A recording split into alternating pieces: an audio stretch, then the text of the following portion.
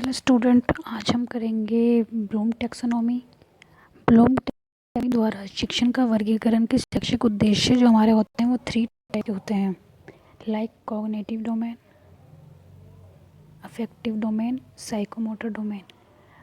और इसके अंदर कुछ स्टेप्स होते हैं। जैसे कॉग्निटिव डोमेन में 6 स्टेप होते हैं। सबसे पहले नॉलेज, दूसरा अंडरस्टैंडिंग, तीसरा एप्लीकेशन, चौथा एनालिसिस, फिर evaluate and synthesis and creating. ये 6 स्टेप होते हैं जिन्हें मैं आगे आपको समझाऊंगी। इफेक्टिव डोमेन में 5 स्टेप होते हैं, receiving, responding, valuing, organisation, characterisation. And psychomotor में भी 5 स्टेप्स होते हैं, imitation, manipulation, precaution and articulation and naturalisation. हम सबसे पहले ब्लूम टैक्सोनॉमी का कॉग्निटिव डोमेन पढ़ेंगे। इसके अंदर सबसे पहला स्टेप होता है हमारा नॉलेज, जिसको हिंदी में हम ज्ञान कहते हैं। इसके अंदर नॉलेज के अंदर हमें ये दिखाया जाता है कि बच्चे जो इस स्टेप में सिर्फ रटना सीखते हैं। जैसे कि किसी भी चीज़ को वो रटना, आसपास जो भी उसका हो रहा होता है वो सिर्फ उसको ज्ञान ले रहे होते हैं और उसको रट रहा होता है। इस स्टेप में से मात्र रटना आता है। और दूसरा स्टेप हमारा होता है अंडरस्टैंडिंग। इसके अंदर जो बालक होता है वो अपनी अंडरस्टैंडिंग बना लेता है, जिसको हम हिंदी में बोध भी कहते हैं। इसके अंदर 2 टाइप्स का होता है। जैसे या तो वो अपनी अंडरस्टैंडिंग पॉजिटिव बनाएगा या वो अपनी स्टैंडिंग इसके अंदर नेगेटिव बनाएगा। इसके अंदर अमूर्त ज्ञान वो लेता है, इसके अंदर वो अमूर्त ज्ञान लेता है और एप्लीकेशन के अंदर वो इस अमूर्त ज्ञान को मूर्त ज्ञान में कन्वर्ट कर देता है। इसके अंदर और एप्लीकेशन के अंदर जैसे कि वो वर्ड प्रॉब्लम सॉल्व करना सीख जाएगा।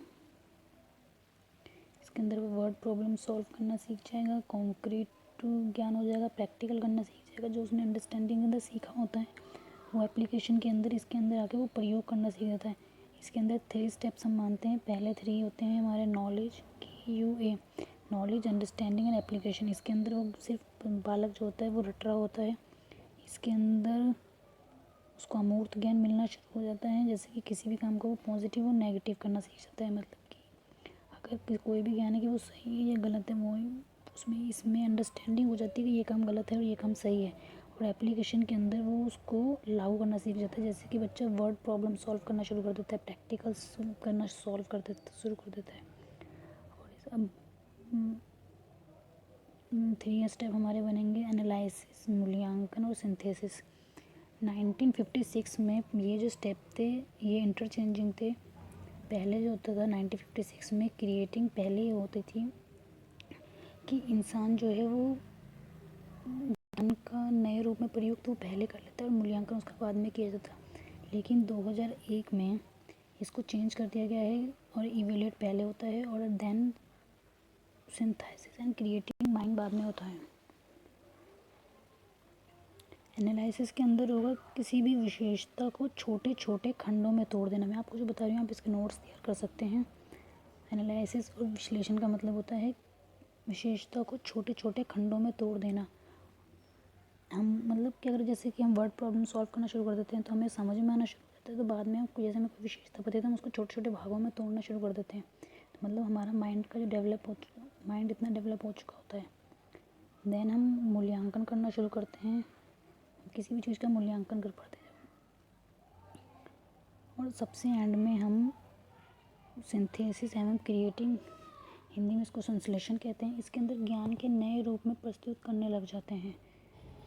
जैसे ज्योमेट्री की पावर पॉइंट द्वारा पढ़ना। और जो ये होता है मेंटल कॉम्प्लेक्सिटी होती है हमारी इंक्रीजिंग ऑर्डर में जारी होती है। मतलब पहले हम थोड़ा ज्ञान लेते हैं, उसके बाद थोड़ा और हमारा माइंड डेवलप होता है, उसके बाद और, तो ये बढ़ते हुए क्रम में हम करते हैं।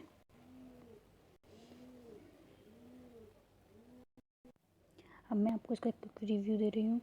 नॉलेज के अंदर क्या होता है, रटने से व्यवहार में परिवर्तन नहीं होता है, लेकिन इसके अंदर जो बालक होता है वो रट रहा होता है। जैसे कि टेबल रटना,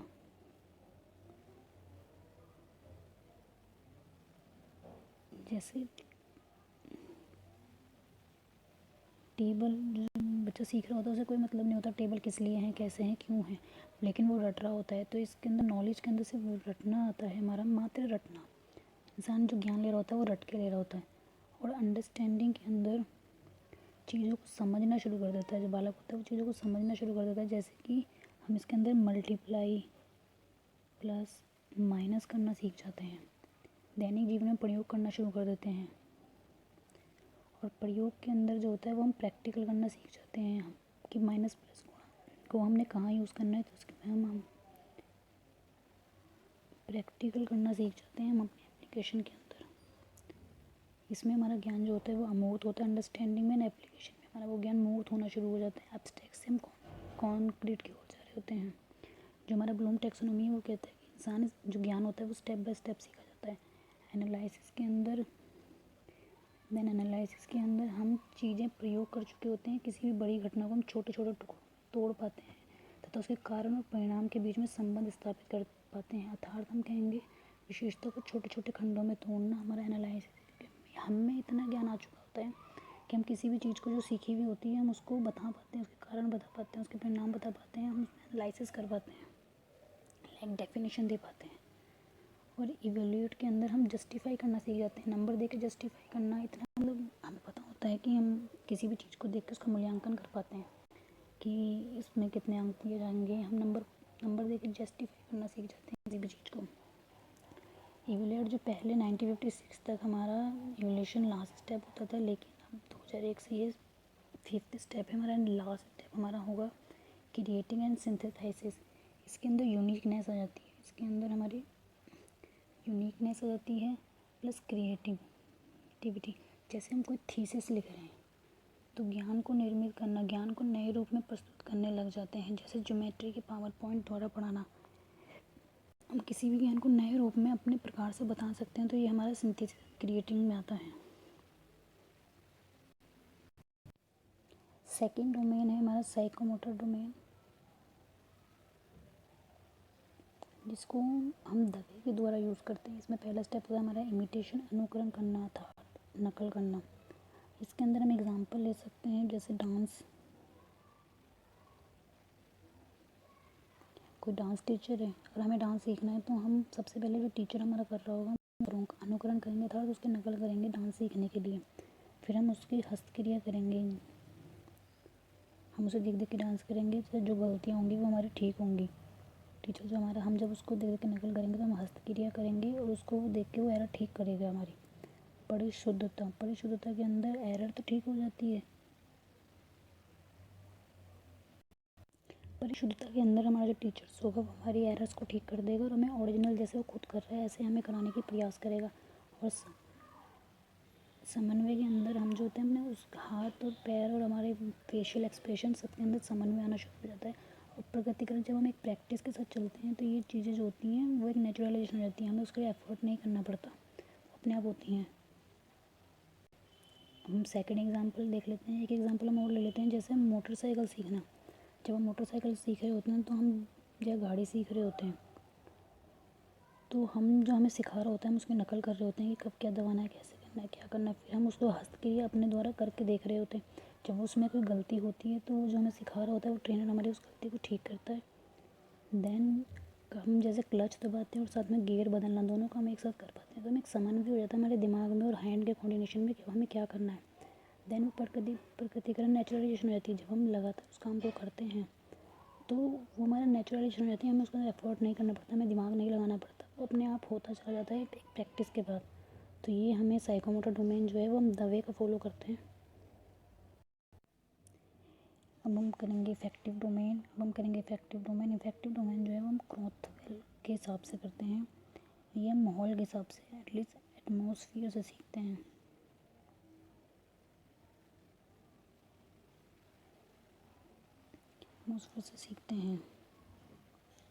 सबसे पहले हम रिसीविंग ग्रहण करते हैं माहौल, और ये जो स्टेप्स हैं ये हमारे रिवर्सेबल होते हैं। लाइक जैसे हम बच्चे जो होते हैं वो माहौल से देख के सीखते हैं और फिर वो रिस्पॉन्ड करना शुरू कर देगा। जैसे अगर बच्चों को गाली देना, कुछ बोल रहा है, कोई गाली दे रहा है तो बच्चा गाली देना सीखना शुरू कर देगा और उसको अनुक्रिया करना शुरू कर देगा, उसको बोलना शुरू कर देगा। तो ये हमारी रिवर्सेबल स्टेज होती है। अगर हम बच्चे को अनसुना कर दें कि वो किसी का गलत कर रहा है और हम उसे अनसुना कर दें तो बच्चा दोबारा उस चीज़ को बोलता नहीं है, तो वो वापस आ जाता है कि उस चीज़ को नहीं करना है, इस पर तो कोई रिस्पॉन्स ही नहीं आ रहा है। तो ये हमारी रिवर्सेबल स्टेज है। लेकिन जब ऑन करने के बाद उन्मूलन के अंदर हम दिशा दे देते हैं, इसके अंदर हमें दिशा दे दी जाती है या तो नेगेटिव या तो पॉजिटिव, पर दिशा दे दी गई है, इसके अंदर दिशा दे दी जाती है या तो नेगेटिव या तो पॉजिटिव, और ये रिवर्स नहीं है। अगर उसको दिशा मिल गई है तो वो रिवर्स नहीं होगा। अगर उसने सीख लिया कि ये सही है तो उसकी न तो सही है, तो वापस नहीं होता है। ये रिवर्सिबल स्टेज नहीं है और ये रिवर्सिबल स्टेज है। इसके अंदर हम बच्चों को वापस लेके आ सकते हैं कि आपने गलत करा है, आप इसको सुधार लें। लेकिन इसके अंदर दिशा दे दी जाती है, वैल्यूम कर दी जाती है कि ये पॉजिटिव है ये नेगेटिव है। और ऑर्गेनाइजेशन के अंदर एक लेबल लग जाता है, एक परमानेंट लेबल लग जाता है संगठित होना। गलत अगर तो गलत करेगा वो, अगर सही है तो वो सही करेगा, फिर वो किसी की सुनता नहीं है, उसको लेबल लग गया। जो उसको सही लगेगा फिर वो सही ही करेगा, जिसको गलत लगेगा वो गलत ही करेगा। एक लेबल सा लग जाता है, वो उसके व्यवहार में वो परमानेंसी आ जाती है। और कैरेक्टराइजेशन के अंदर वो चीज़ फिक्स हो जाती है, परमानेंट रहती है, जिसकी हम भविष्यवाणी कर सकते हैं। और जो निरंतर होगा ही होगा, उसके कैरेक्टर में आ चुका है और अब उसमें वो सुधार नहीं कर सकता।